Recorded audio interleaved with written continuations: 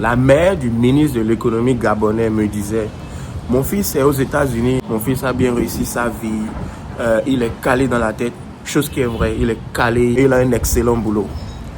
Mais avec son soutien, elle a coaché ici, là, il s'est installé à Dubaï, il a trouvé un excellent boulot, il s'est installé là-bas, il s'est marié avec une blanche et il a trouvé de plus gros contrats, d'accord, mieux rémunéré que quand il était aux États-Unis.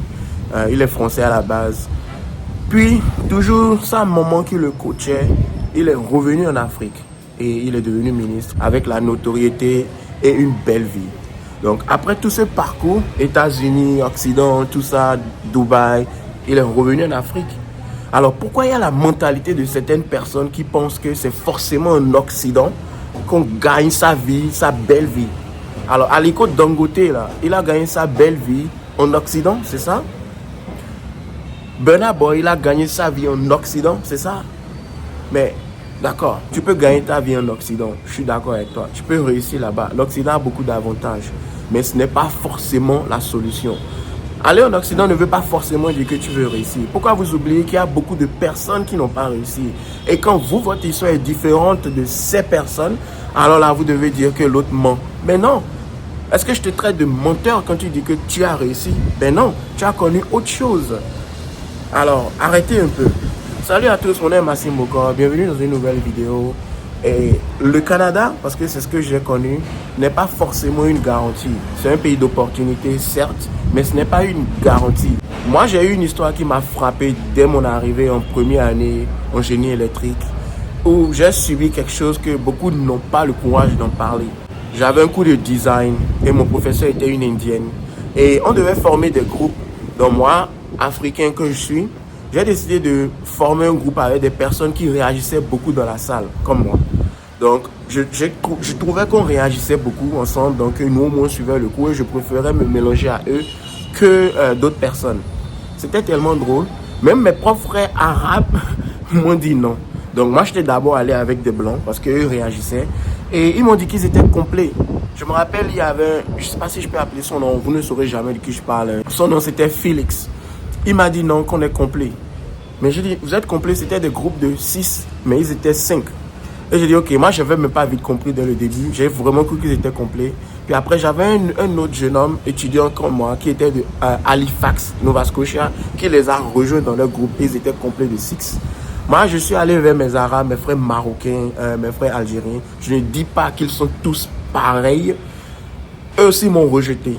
Et finalement, j'avais tellement honte, je me suis retrouvé avec mes Africains, mes frères noirs. Puis après, ça m'a un peu ouvert l'esprit. Et mon professeur dans le temps m'a donné un cours, genre une rencontre entre professeur et élève dans son bureau pour me faire comprendre qu'elle a vu tout ce qui s'est passé dans la salle. Et elle a vu comment ça m'a un peu affecté. Et elle m'a dit de ne jamais faire cette erreur parce que dans la vie, c'est le réseautage. Eux, ils n'ont pas compris, ils sont jeunes comme moi. Et ils étaient peut-être déjà au secondaire avec ces mêmes personnes avec qui ils se sont alliés.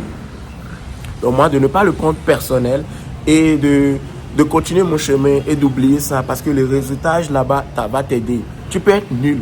Et parce que tu connais quelqu'un qui connaît quelqu'un, tu auras un boulot de 200 000 $ juste parce que tu connais cette personne. Et quelqu'un qui avait un CV beaucoup plus élevé, beaucoup plus riche que toi, souffre, peine à avoir ce boulot de 200 000. À peine il trouve 60 000. J'ai tellement d'exemples et chaque jour quand j'aurai l'inspiration, je viendrai vous parler parce que il y en a qui m'aiment ici, il y en a qui trouvent que je dis du n'importe quoi. Mais moi, je dirais ma vérité. Pourquoi je dis tout ceci?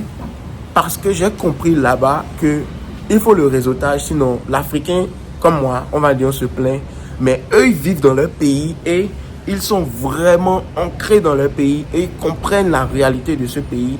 Et ils ont beaucoup plus d'opportunités d'évoluer que l'Africain qui se cherche. Je dis souvent, vous allez en Occident, vous voulez aller au Canada, je vous conseille même de faire d'autres métiers de la main qui sont moins rémunérés ici que d'aller là-bas pour essayer de chercher une carrière.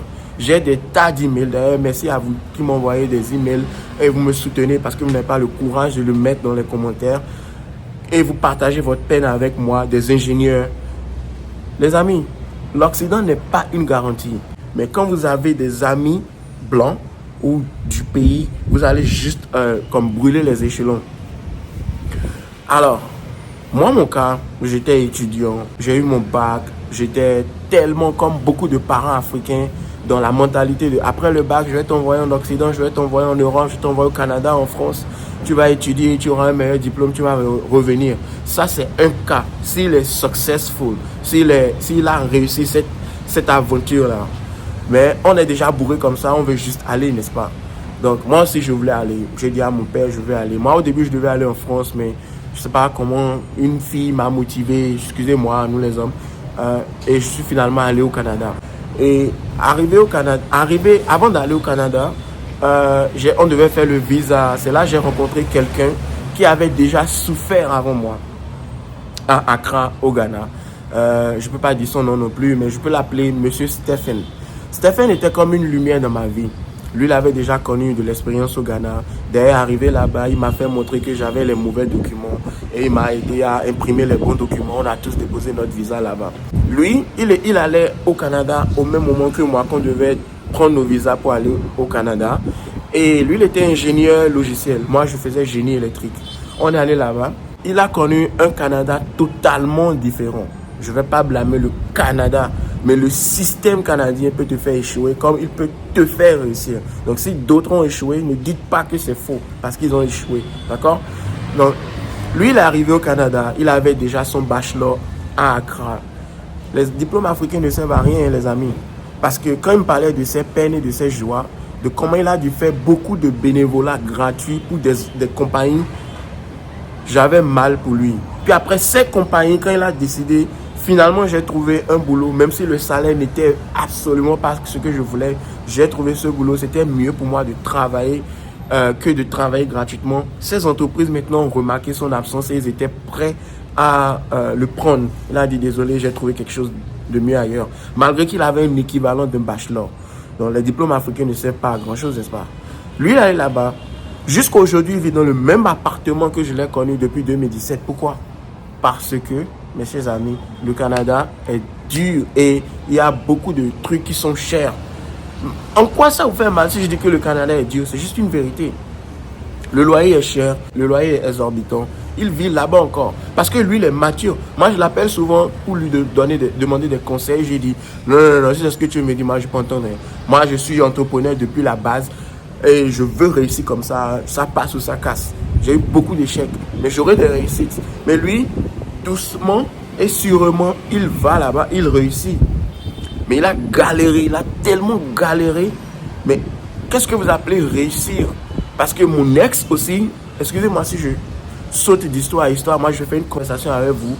Mon ex aussi a fait 4 ans, elle a fait gestion internationale et elle souffrait quand elle me parlait. Elle n'arrivait pas à trouver un boulot parce qu'elle disait que c'était très compétitif. Le nom, excusez-moi, de Souza, Quenom, n'est pas Proul, ce n'est pas Lloyd. On préfère l'autre. Et toi aussi, l'Africain, tu le ferais si tu es ici. Tu as peut-être une banque, UBA, et quelqu'un a de l'expérience à EcoBank.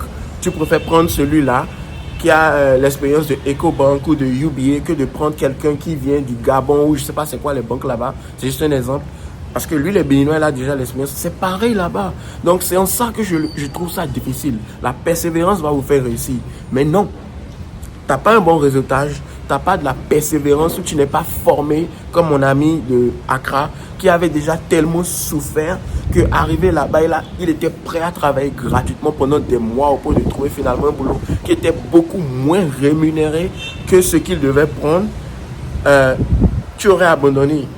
Moi, je ne sais pas de décourager les gens. Allez au Canada, allez-y, allez faire votre expérience en France, partout. Mais apprêtez-vous à souffrir, c'est ce que je dis. D'autres, ils sont là à dire que non, mon frère béninois, il a eu 200 000, 250 000 $ et puis lui, il réussit, il était maçon, il était si.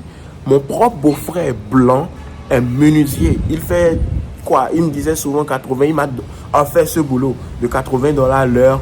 Et non, de 42 $ l'heure. Et il fait plus de 100 000 l'année. Et il vit au Québec, mais il travaille dans d'autres provinces parce que le Québec est saturé, ce genre de choses qui arrivent tout le temps. Ou toi, tu penses que c'est le Québec qui va peut-être t'aider à réussir, mais tu vas là-bas, tu trouves que c'est saturé. Il réussit sa vie. Il était beaucoup plus jeune que moi. Il a quoi, 25, 24 ans. Il avait sa maison de 300 000 $. C'est ça que vous appelez réussir? Moi, je n'appelle pas ça réussir. J'appelle ça, tu as une dette de 300 000 sur ta tête. D'où je viens, tu achètes ta maison quand tu as les 300 000. Tu ne prends pas ça à crédit. Beaucoup d'autres vont trouver que c'est pas juste, que c'est facile. Mais chacun a son opinion. Lui, vous l'appelez réussite, je sais pas, mais il souffre de crédit en crédit. Une semaine, il peut se faire 4 000 $. L'autre semaine, il est déjà en moins 3 500. Il comble. C'est la vie que beaucoup de personnes ont là-bas. Vous pouvez dire tout ce que vous voulez. Je l'ai connu, je l'ai vu. D'autres ont réussi, mais ils sont combien être millionnaires au Canada? Hein? Dites-moi, moi je veux être ça, mais je dis ma vérité. Si ça vous fait mal, je suis désolé. Donc, le Canada n'est pas forcément une réussite. Mon ami, il restait dans son appartement pendant des années et petitement il construit sa vie. Moi, par contre, je suis allé là-bas, j'ai fait mes bêtises, je ne pouvais pas finir l'école. Après, j'ai eu des boulots qui étaient tellement plus élevés que ceux qui avaient déjà fini les études avant moi. Et on parlait et ils étaient jaloux de moi pendant que je faisais des sous-métiers, si vous voulez le dire. Mais à la fin, j'ai dit, mais attends, ça sert à quoi de travailler? Il vaut mieux être entrepreneur. Et j'ai compris ça. Alors, va au Canada si tu veux être entrepreneur parce que l'opportunité est plus grande. Mais ça ne veut pas forcément dire que tu vas réussir. Tu dois te plier pour réussir. C'est tout ce que j'avais à dire ici. Et le réseautage. Réseautage, vous devez vous armer de courage et de persévérance. Allez faire votre expérience. Mais le Canada n'est pas une garantie. Parce que pendant que moi je souffrais, lui il a peut-être réussi. Mais est-ce que sa réussite est la réussite? Parce que jusque-là, le directeur que je prends comme exemple de Top Chrono, Régis Fassia, il a fait la France, mais il voulait à tout prix rentrer au pays parce qu'il avait l'esprit d'entrepreneuriat. Et il est venu, personne n'a cru en lui. Il disait carrément que c'est sa sœur qui lui a passé 2 millions de francs CFA. Et il a démarré comme ça, et c'est comme ça Top Chrono est né. Mais il avait cette vision-là de rentrer en Afrique. L'Afrique n'est pas si pire. D'accord? Il a réussi, il est devenu multimillionnaire. Vous pouvez réussir en Afrique. Arrêtez de penser que c'est forcément l'Occident qui va vous ramener les bonnes choses. Non. L'Occident peut vous ramener les bonnes choses, mais n'est pas forcément ce qui va vous ramener les bonnes choses. Et si vous n'aimez pas ma vérité, je ne m'arrêterai pas à ça parce que je ne vis pas pour les autres, je vis pour moi. Et je dis ma vérité crue.